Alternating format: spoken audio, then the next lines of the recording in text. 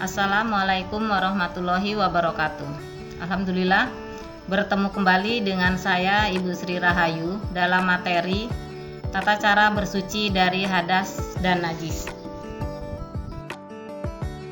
Dengan tujuan pembelajarannya yaitu peserta didik mampu menganalisis tata cara bersuci dari hadas dan najis untuk membangun pola hidup bersih dan sehat dalam konteks kehidupan sehari-hari.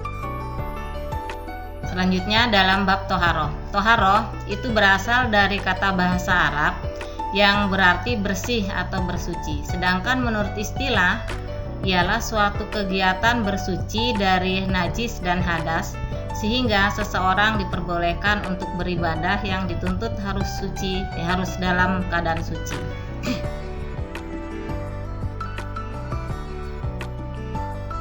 Salah satunya yaitu khusus untuk mengerjakan ibadah sholat. Menganjurkan supaya kita itu bersuci yaitu terdapat dalam surat Al-Mudaththir ayat 4-5 yang artinya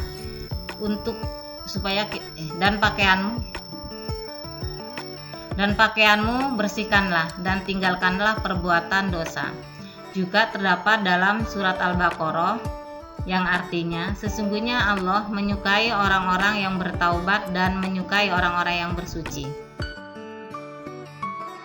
Toharoh tadi itu ada najis dan hadas. Sedangkan najis itu sendiri berasal dari bahasa Arab yang artinya kotor. Sedangkan menurut istilah adalah suatu benda yang kotor yang mencegah sahnya mengerjakan suatu ibadah yang dituntut harus dalam keadaan suci, khususnya untuk sholat, ibadah sholat. Hadas berasal dari bahasa Arab yang artinya suatu peristiwa atau tidak suci atau kotoran. Sedangkan dalam istilah adalah keadaan tidak suci bagi seseorang sehingga menjadikannya tidak sah dalam melakukan ibadah. Sedangkan selanjutnya itu najis. Nah, najis itu sendiri terbagi 3 macam, yaitu najis mukhafafah. Najis mukhafafah ini adalah najis yang ringan, yaitu salah satu contohnya yaitu kencing bayi laki-laki yang belum makan selain ASI. Nah, cara mensucikannya yaitu dengan cara mencipratkan air di atasnya. Yang kedua yaitu najis mutawasitoh. Najis mutawasitoh itu adalah najis yang berada di antara pertengahan mukhafafah dan mukhaladoh, seperti kotoran manusia atau hewan. Dan cara mensucikannya adalah dengan menghilangkannya sampai hilang bau, warna atau sifatnya dengan cara menyiramkan air terhadapnya.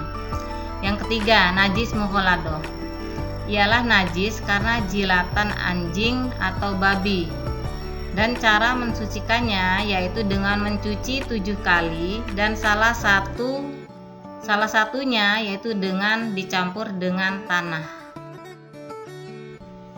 Hadas itu terdiri dari hadas besar dan hadas kecil. Nah, di antara yang menyebabkan seseorang itu berhadas kecil adalah buang air kecil, buang angin, menyentuh kemaluan, dan sebagainya. Cara bersucinya adalah dengan berwudu atau tayamum jika tidak ada air atau yang menghalanginya. Sedangkan yang menyebabkan seseorang berhadas besar adalah haid, nifas, jima, dan sebagainya. Cara bersucinya adalah dengan mandi atau tayamum. Nah, alat-alat yang dipergunakan dalam bersuci itu ada 2 macam, yaitu air dan bukan air. Nah, yang bukan air itu seperti batu, tanah, atau debu. Nah, ditinjau dari segi hukumnya, air itu terbagi menjadi beberapa macam, yaitu air tohir mutohir, yaitu suci mensucikan, air makruh atau yang disebut juga dengan air musammas, air mustakmal, air sisa, dan air johir mukhoir mudhohir yang suci tapi tidak mensucikan seperti kopi, air kopi, teh. Yang kelima, air mutanajis, yaitu air yang terkena najis. Nah, selanjutnya yaitu istinja.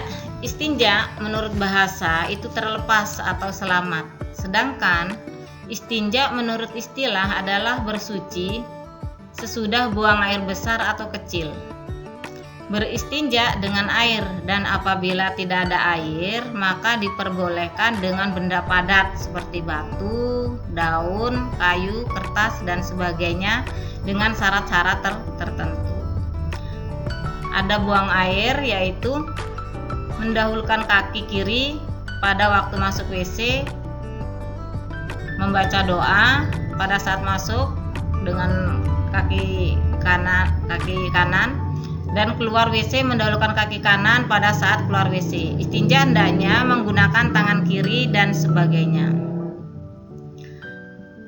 Nah, hal-hal yang dilarang sewaktu buang air ialah bercakap-cakap kecuali terpaksa, menghadap kiblat atau membelakanginya, membaca ayat Al-Quran, serta tidak buang air di tempat terbuka, di air yang tenang, di lubang-lubang, di tempat yang mengganggu orang lain dan sebagainya.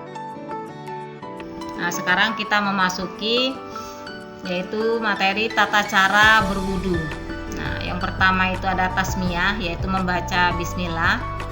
Yang kedua, membasuh kedua telapak tangan. Ketiga, madmadoh, yaitu berkumur-kumur. Keempat, intinsak. Intinsak itu memasukkan air ke dalam hidung dan menghirupnya. Dan intinsar, yaitu mengeluarkan air dari hidung. Yang kelima, membasuh wajah. Keenam, membasuh kedua tangan sampai ke siku. Ketujuh, mengusap kepala seluruhnya termasuk telinga. Kedelapan, tertib. Kesembilan, yaitu al-muwalat, yaitu berkesinambungan dalam berwudu sampai selesai, tidak terhenti atau terputus. Kesepuluh, membaca doa setelah berwudu. Nah, setelah tata cara berwudu, kita juga akan mempelajari tata cara mandi wajib, yaitu 1, mengucap basmalah. 2, berniat untuk menghilangkan hadas besar. Ketiga, membasuh kedua telapak tangan sampai ke pergelangan tangan.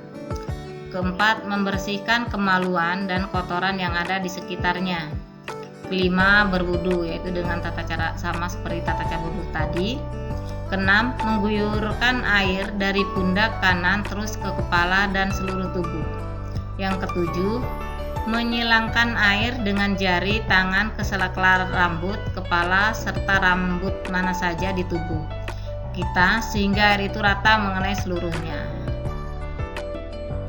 Nah, sekarang tata cara bertayamum. Nah, bertayamum ini dilakukan ketika kita tidak mendapatkan air atau kita dalam keadaan sakit yang sangat parah sehingga kita tidak bisa terkena air. Yaitu tata cara bertayamum: 1, membaca basmalah dan berniat. 2, menepuk kedua telapak tangan ke permukaan tanah. 3, meniup kedua telapak tangan. 4, mengusap wajah dan kedua tangan hingga pergelangan tangan. 5, tertib dalam tayamum. 6, al-muwalah. Nah, setelah bertayamum, kita juga akan mempelajari tentang tata cara beristinja. Yaitu yang pertama, membasuh kubul dan dubur dengan air sampai bersih. 2, membasuh dan membersihkan tempat keluar kotoran air besar atau kecil dengan batu atau dengan benda kasat lainnya sampai bersih sekurang-kurangnya 3 kali. 3, najis yang jatuh di atas benda yang padat cukup dengan membuangnya dan benda yang berada di sekitarnya dianggap bersih. 4, yaitu adapun benda yang terdapat bekas minum anjing harus dicuci sebanyak 7 kali dan salah satunya yaitu dengan debu atau dengan tanah.